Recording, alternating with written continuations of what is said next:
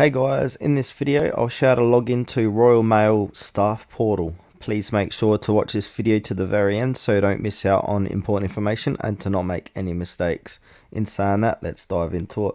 Alright, on any web browser on PC, laptop or even your mobile device, go over to Google and then type in Royal Mail staff portal. And then click on the first result in Google from Royal Mail, so it'll be www.royalmail.com. So go ahead and click onto that first link and then click on accept all.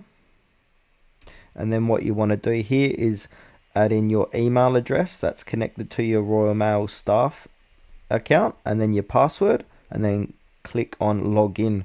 If you've forgotten your password, click on forgotten your password and a reset password link will be sent to your email address where you can go ahead and reset your password to log back into royalmail.com. So that's it for this quick tutorial, guys. Thanks for watching it to the very end. Please consider to like this video and subscribe to our channel if you found it was helpful.